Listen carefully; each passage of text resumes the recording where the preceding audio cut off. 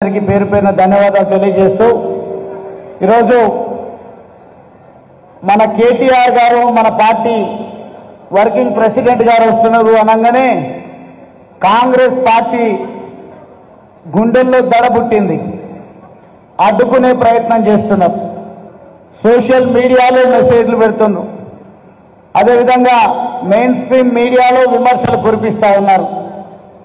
గువ్వల బాలరాజు ఏం చేసిండు, ఏం చేయలేదు అని మా ప్రభుత్వం పైన అభాండాలు వేసేటువంటి ప్రయత్నమే చేస్తా ఉన్నారు తప్ప వాస్తవంగా కేసీఆర్ ఏం చేసిండు మన పద్మ చెప్పిందే సరిపోతుంది. వాస్తవంగా తెలంగాణ రాష్ట్రాన్ని సాధించిండు. ఆ ఉద్యమంలో మీరందరూ ఆంధ్ర పెట్టుబడిదారుల పంచాన ఉన్నప్పుడు మేము కేసీఆర్ గారి అడుగుజాడల్లో కేటీఆర్ గారి అడుగుజాడల్లో నడిచి తెలంగాణ రాష్ట్రాన్ని ఆంధ్ర పాలకుల నుండి విముక్తి చేయించినాం. మొట్టమొదటి తెలంగాణ తల్లి విగ్రహం ఉమ్మడి మహబూబ్ నగర్ జిల్లాలో మన అచ్చంపేటలో పెట్టుకోవడం జరిగింది. ఇప్పుడు ఆ తల్లి పైన కూడా దాడి చేస్తున్నారు. ఆ రోజు విగ్రహం పెట్టడానికి అవకాశం లేదు అన్నప్పుడు ఒక ఉద్యమకారుడిగా, ఒక వీరుడిగా, నాయకుడిగా కేటీఆర్ గారే స్వయంగా వచ్చి ఎట్లా పెట్టనీయరే నేను చూస్తా అని రాస్తారోకో నిర్వహించి వాళ్ళ మెడలు వంచి మనం తెలంగాణ తల్లి విగ్రహాన్ని మన దగ్గర ప్రతిష్ఠింప చేసుకోవడం జరిగింది. అది చరిత్ర మనది. అట్లంటే తెలంగాణ రాష్ట్రాన్ని తెచ్చిందో, ఉద్యమం చేసిందో, తెలంగాణ తల్లి, తెలంగాణ స్ఫూర్తి అందరి లోపల నింపిందో అది వేరే ఒక ఘట్టం. అయితే మరో ఘట్టం జిల్లా కేంద్రానికి మన నియోజకవర్గ కేంద్రం నుంచి రోడ్లు చేసినాం. మన నియోజకవర్గ కేంద్రం నుంచి మండల కేంద్రాలకు రోడ్లను ఏర్పాటు చేసుకున్నాం. ప్రతి గ్రామంలో కోట్లాది రూపాయలతో సీసీ రోడ్లు చేసుకున్నాం, సైడ్ రైళ్లు చేసుకున్నాం. ప్రతి ఆలయానికి నిధులు ఇచ్చినాం. ప్రతి మందిరానికి, ప్రతి మసీదుకు, దర్గాకు, చిల్లాకు చిన్న చిన్న మనోభావాలు, ప్రతి ఒక్కరికి మనోభావాలను గౌరవించి చిన్న విషయాల్లో కూడా దృష్టి కేంద్రీకరించి లోతుగా మనము అచ్చంపేట అభివృద్ధి కోసం అధ్యయనం చేసి మనం పనిచేసుకోవడం మీకు, నాకు, మనందరికీ కూడా తెలిసిందే. కానీ ఈరోజు కాంగ్రెస్ పార్టీ అంటుంది ఏం చేసిండు అని. ఒకటి, మార్కెట్ ఇంటిగ్రేటెడ్ మార్కెట్ నిర్మాణం విషయంలో అసాధ్యం అనుకున్నటువంటి ఫారెస్ట్ డిపార్ట్మెంట్ కు సంబంధించినటువంటి ల్యాండ్ను సేకరించి ఒక అద్భుతమైనటువంటి, ఎందుకంటే అడుగు ఆలస్యంగా పడ్డా పకడ్బందీగా పడాలని ముఖ్యమంత్రి కేసీఆర్ గారు, మన మాజీ ముఖ్యమంత్రి గారి ఆలోచన ఏ రకంగా ఉంటుందో అదే దిశలో ఆలోచన చేసినాం. కాబట్టి 1.5 ఎకరా అది కూడా నిరుపయోగంగా ఉన్నటువంటి ఇరిగేషన్ శాఖకు సంబంధించినటువంటి కార్యాలయాల సముదాయాన్ని తీసివేసి ప్రభుత్వం నుంచి జీవో తీసుకొచ్చి ఆ స్థలాన్ని మనం ఇంటిగ్రేటెడ్ మార్కెట్ కోసం కేటాయించుకున్నాం. సరిపోదు అని ఫారెస్ట్ భూమిని కూడా తీసుకొని శాశ్వతమైనటువంటి పరిష్కారం కోసం ఆలోచన చేసినాం. 100 పడకల దవాఖాన కట్టినాం, 30 పడకల దవాఖానాలు కట్టినాం. అదేవిధంగా ఇక్కడ ఉన్నటువంటి ప్రజలకు రక్షణగా ఉండేటట్టుగా పోలీసు శాఖతో మంచిగా పని చేయించుకున్నాం. వ్యక్తిగతమైనటువంటి విషయాలలో ఎక్కడ పోలీసులు కానీ అధికారులను కానీ వాడుకోలేదు. ఇక్కడ ముఖ్యంగా గూండాయిజం, రౌడీయిజాన్ని దూరం చేసి శాంతి భద్రతలను నియంత్రణలో పెట్టి ప్రతి ఒక్కరికి రాజకీయం అంటే ఏంది, ప్రజాసేవ అంటే ఏంది అర్థమయ్యే విధంగా ప్రజల మధ్యలో ఉంటూ ప్రజల కోసం పనిచేసినాం.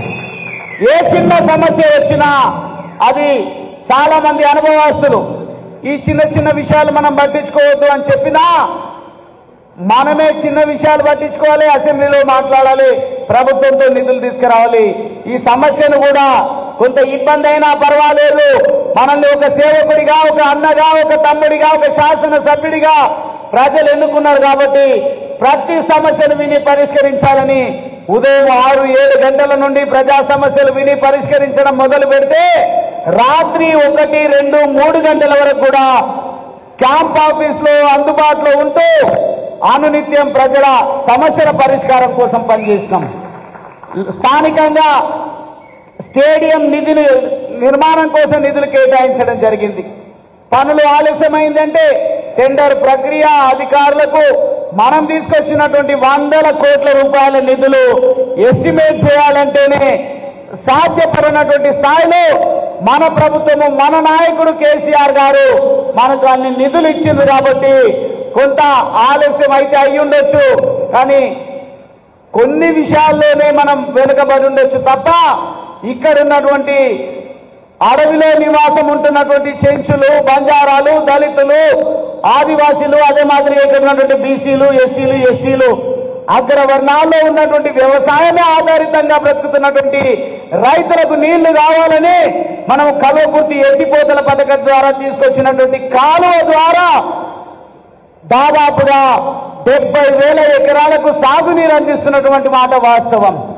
శాశ్వత పరిష్కారం కోసం గౌరవ కేసీఆర్ గారి ఆశీర్వాదంతోన దాదాపుగా 2,1800 కోట్లతోన మనం ప్రాజెక్టు మంజూరు చేసుకొని శంకుస్థాపన చేస్తే వాళ్ళు చేయాల్సిన పని, వాళ్ళు ఇచ్చినటువంటి హామీలను నెరవేర్చడం పైన దృష్టి కేంద్రీకరించడం కాకుండా మనము నిర్మించినటువంటి నిర్మాణాల దగ్గర ఉన్నటువంటి శిలాఫలకాలను కూలగొడతా ఉన్నారు.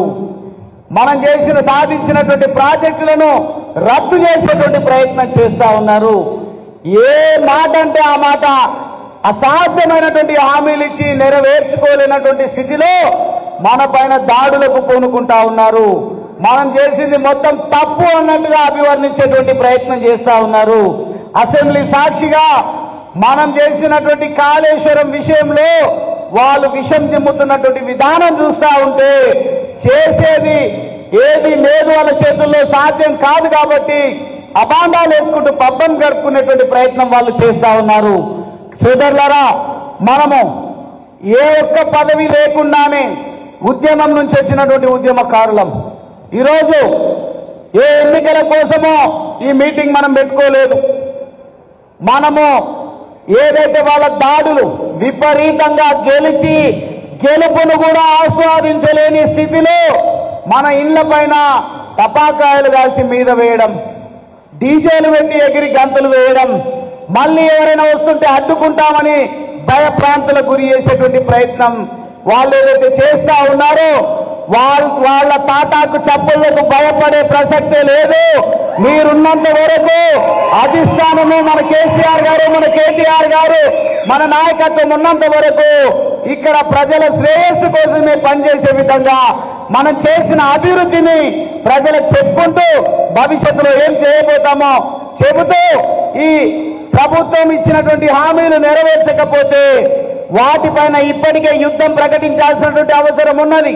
కానీ కేసీఆర్ గారికి అపారమైన అనుభవం ఉంది కాబట్టి సిస్టమ్ అర్థం కావాలంటే కొంత సమయం ఇద్దాం అని చెప్పి 100 రోజుల సమయం ఇస్తే ఈరోజు ఆ విషయాన్ని అర్థం చేసుకోలేనటువంటి ఈ మూర్ఖపు ప్రభుత్వం ఆ విషయాలను ప్రస్తావించకుండా ప్రజలను తప్పుదోవ పట్టించే విధంగా వారు ప్రయత్నం చేస్తా ఉన్నారు.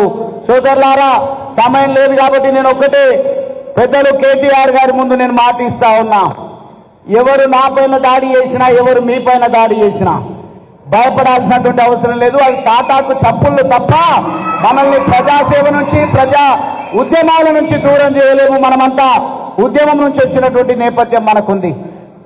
ఒంట్లో సత్వ ఉన్నంత వరకు, కంఠంలో ప్రాణం ఉన్నంత వరకు నేను ప్రజా జీవితానికి అంకితమై కేసీఆర్ గారి నాయకత్వంలో, కేటీఆర్ గారి నాయకత్వంలో మన ప్రజల కోసం పాటుపడే విధంగానే ముందుకు పోతాం తప్ప వీళ్ళ బుట్ట బెదిరింపులకు భయపడేది లేదు అని సందర్భంగా తెలియజేస్తూ మనం చేసినటువంటి అభివృద్ధి విషయంలో దయచేసి వాళ్ళు ఎన్ని అవాకులు చివాకులు పేర్చినా మనం చెప్పేది చెబుతూ గ్రామాలలో తిరగండి, ఉండండి. నియోజకవర్గ కేంద్రంలో మన నాయకత్వం అందుబాటులో ఉంటుంది. నేను కూడా వస్తూనే ఉంటా, ఇక్కడే ఉంటా. ఇంకా వాళ్ళు తేరుకోవాలి, ఇది ఒక భ్రమలాగా కనిపిస్తుంది వాళ్ళకు కూడా. అసాధ్యమైనటువంటిది అధికారంలోకి వచ్చింది కాబట్టి వాళ్ళ విపరీత పోకడల వల్ల ఓడిపోయి ఇంకా కూడా తగ్గట్లేరు, అది ఇది అని మాట్లాడుతున్నారు. కాబట్టి తప్పకుండా ప్రజల తీర్పును గౌరవించి కొంత నిదానానికి రావాలి. వాళ్ళ ఆలోచనలు, వాళ్ళ పనితీరును అర్థం చేసుకొని ఎండగడుతూ ముందుకు పోయే రోజులు ఇంకా చాలా ఉన్నాయనే ఉద్దేశంతోన స్పీడ్ తగ్గించినటువంటి మాట వాస్తవమే. కానీ ఒక్కసారి స్పీడ్ అందుకున్నాము అంటే వాళ్ళ అసమర్థతను ఎండగట్టి మొత్తంగా మరొకసారి రాష్ట్రానికి కేసీఆర్ గారి నాయకత్వం అందే వరకు కేసీఆర్ గారి ఆలోచన విధానాలను అమలు చేయడం కోసం మనమంతా సంఘటిత శక్తిని ప్రదర్శించి ముందుకు పోదామని ఈ సందర్భంగా తెలియజేస్తూ ఈనాటి ముఖ్య అతిథి గౌరవ పెద్దలు కేటీఆర్ గారిని మన పార్టీ వర్కింగ్ ప్రెసిడెంట్ గారిని మాట్లాడాల్సిందిగా నేను వినమ్రంగా ఆహ్వానిస్తా ఉన్నాను. జై తెలంగాణ.